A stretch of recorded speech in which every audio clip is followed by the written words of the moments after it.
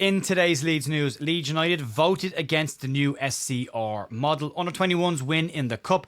Elland Road approval delayed. Gruev comments on Farke pressure. And tactical changes are costing Leeds.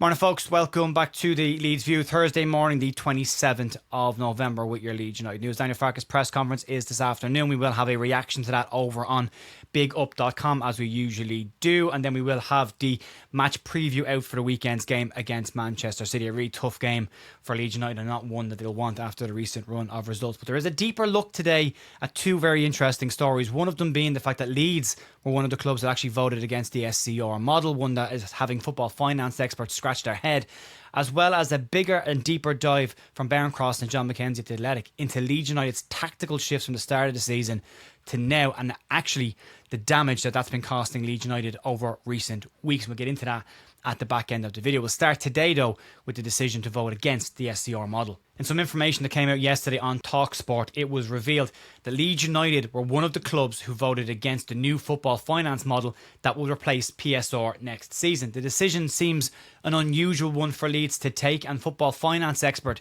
Stefan Borsten couldn't explain why Leeds United had chosen to try and vote down the new model.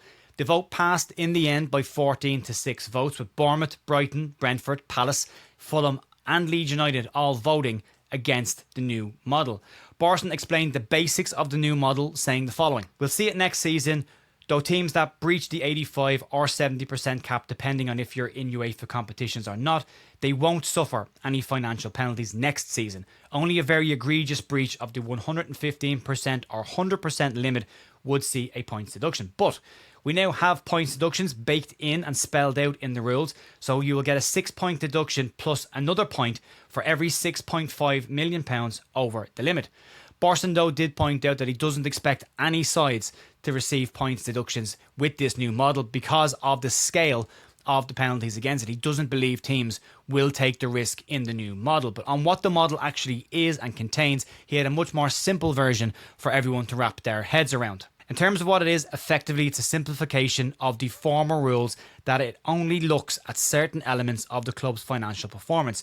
It looks at revenue, player trading profit over a 3-year period, and sets that against the amount of money it spends on players. So that's the first team squads, the manager, none of the coaching staff, and the amortisation costs that are accrued on the books, with a little bit of agent fees. All of the club debt, interest on debt, have all been stripped away from this. Staffing costs at a club are no longer included, as well as stadium sales, sales of women's team and hotels. None of them will be taken into account moving forward. So why did clubs who voted against this do so? Well, Borsten points out that Bournemouth, Brighton and Brentford, the 3 Bs as he labels them, PSR was working for them. So wasn't in their interest to move to a new model. They were happy enough with that. Palace wanted a new anchoring system brought in, and when that was voted down, they made the decision to vote against SCR.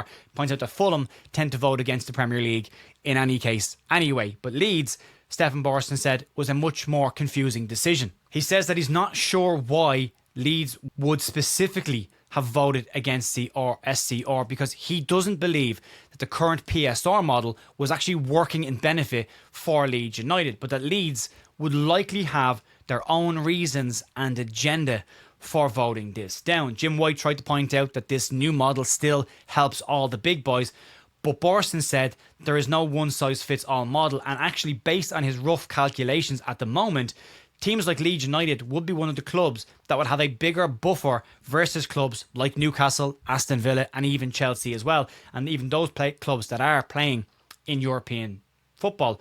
So yeah, he said it's a more difficult situation for Villa and Newcastle because of the amount of amortisation payments they have over a longer term on their contracts.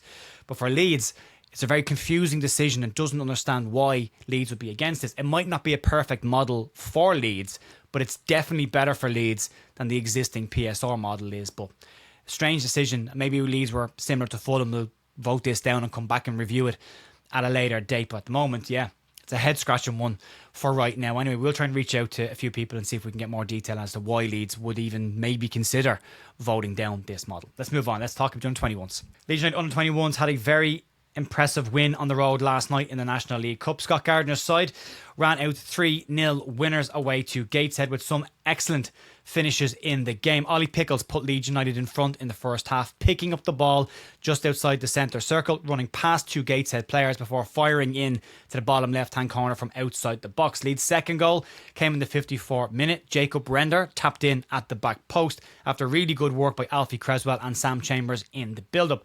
Pickles, though, finished the job and grabbed his brace with a wonderful half volley on the edge of the box heading towards the end of the game.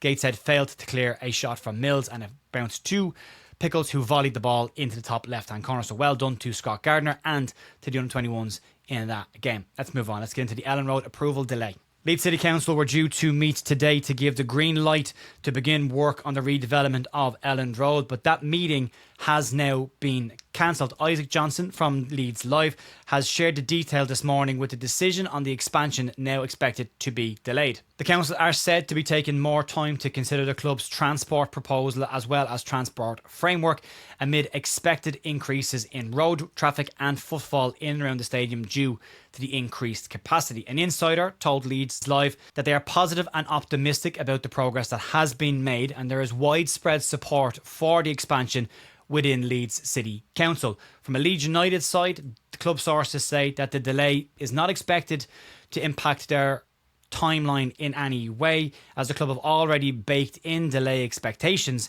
into the current timeline of events. A meeting is now being scheduled for Tuesday the 16th of December for the city planning panel to meet, and then an additional meeting is expected on the 8th of January, possibly at that point to give Leeds United the green light or delay it again depending on what comes up. But it's a little bit longer, but as I say, it's nice to see that Leeds have already built in expected delays into this planning process, so it shouldn't impact what existing timelines already are in place around getting the redevelopment work started. The plan is for shovels in the ground at the end of this season, and then between now and 2030 for the two stands to get redeveloped. So yeah, a bit longer to wait on that one, but we'll keep an eye on it and let you know when we get to the next meeting, which is, as I say, in the 16th of December. Let's move on. Let's get into Ilya Gruev commenting on pressure on Daniel Farke. Leeds United's defensive midfielder Ilya Gruev has been speaking with Leeds Live this week, and the topic of pressure on Daniel Farke came up. Farke said last week that he's not giving 1 second of thought to the conversation around the stability of his job as Leeds United first team manager. But Gruev, when discussing this, said it's not just the manager that's under pressure, it's also the players as well. And he's right. As much as Daniel Farke is under pressure for the tactical approach that he sets out for the side, and we'll get to that in a bit more detail in a few minutes, and his in-game management, it should be said as well, the players also have pressure on them to perform to the job that they're being asked to do the basics quite well. Track runners, mark their man, basic stuff in football that hasn't been done in recent weeks and has been causing Leeds United on-field issues. And then the recruitment side also, as we've also said, have issues and fingers be pointed at them for what they've done this summer. But Gruev says that this pressure is very normal in football. They're used to this and they've got to just deal with it. And speaking on Daniel Farke's pressure, he said the following: "It's normal in football. Daniel's a very positive person and he's trying to help us, but we are also under pressure. It's just a matter of everybody getting together, sorting out the issues that are there and trying to address them on the pitch. It's not going to be easy going away to Manchester City this weekend, but maybe because the expectation is so low on that one, maybe we might see an odd surprise. We got it under Marcelo Bielsa during the COVID season away to Man City, although it seems unlikely that we'll see it this time. Manchester City rested the bulk of their first 11 during the week in the Champions League, and Erling Haaland will come into this game nice and fresh to face Leeds United, and hopefully he decides to go easy on the team he supported as a kid. But yeah, we'll get into the tactical changes now, and a very interesting piece that came out from The Athletic today. Barncross and John McKenzie in The Athletic have had a deeper look at Leeds United's tactics and tactical shift this season and the impact that has actually had on Leeds United's result. In the piece, they point out that Leeds' summer recruitment was based on data that showed newly promoted side needed more height and physicality to survive in the league. 6 of Leeds' 10 summer signings were all over 6 foot in height, and the piece points out that it appeared in the early games of the season to be working, something we've all discussed on this channel in the breakdown an awful lot over the last 5 or 6 weeks. But Mackenzie points out that Leeds' more direct play in the early games, utilising Dominic Calvert-Lewin's height, his aerial ability, his flick-ons for runners in behind, and it was working, and the data at the early part of the season was backing this up. But he also points out that for reasons unknown, Daniel Farke has shifted that tactical plan back to a more possession-based and slow build-up. And Baron Cross points out that this season, as the season has progressed, Daniel Farke has changed to a slower build-up from the back, not utilising the attributes of the players that were brought in the summer. As Mackenzie puts it, these players don't possess the technical ability to play this type of football, and they weren't brought in to play this style. And since this shift in tactical approach, Leeds' results have deteriorated, resulting in the side falling into the relegation zone. Farke has acknowledged recently that the team's struggles stem from their tactical plan being disrupted by conceding early goals.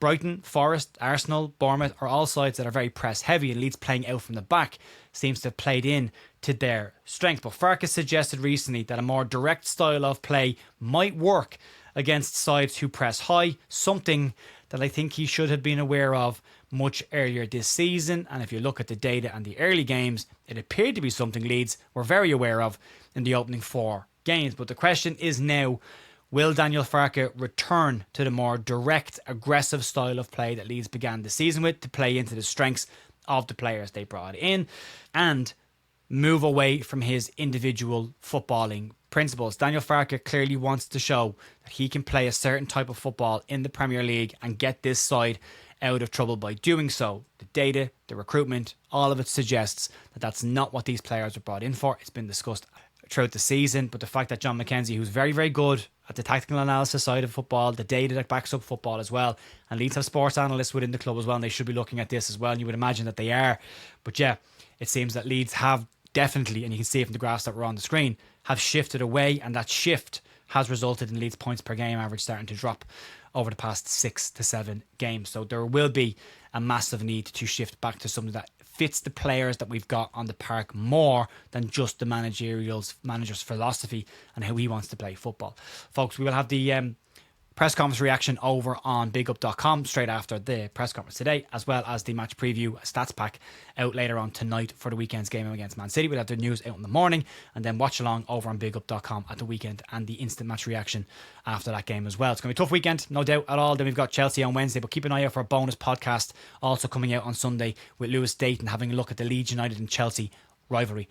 I will talk to you later on. Enjoy the rest of your day. See you later. Bye.